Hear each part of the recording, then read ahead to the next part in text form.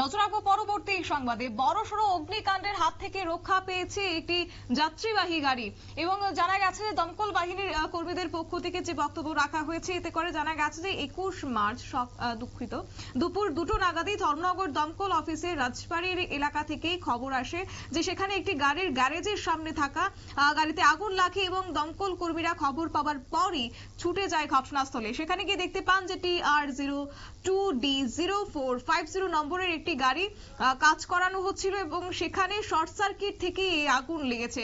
যদিও এই বিষয়ে প্রসঙ্গে দমকল কর্মীরা বিস্তারিত কি বলেছেন শুনুন।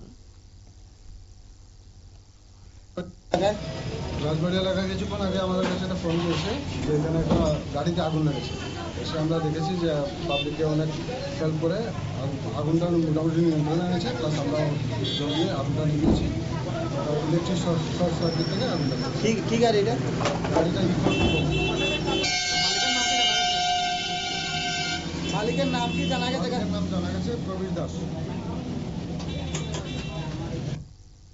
আপনারা শুনলেন দমকল কর্মীদের বক্তব্য। অবশ্যই ঘটনার খবরই পেয়েছেন দমকল কর্মীরা এবং তারপরে সঙ্গে সঙ্গে তারা কাল বিলম্ব না করে ঘটনাস্থলে ছুটে আসে এবং সেখানে গিয়ে দেখতে পান যে শর্ট সার্কিট থেকে এই আগুনের সূত্রপাত। যদিও দমকল কর্মীদের প্রচেষ্টায় এবং স্থানীয়দের সহায়তায় এই আগুন আয়ত্তে এসেছে এবং বড় কোনো অগ্নিকাণ্ডের ঘটনা সেক্ষেত্রে ঘটেনি। নিয়ে নিচ্ছে ছোট্ট একটি বিজ্ঞাপন বিরতি, সঙ্গে থাকুন।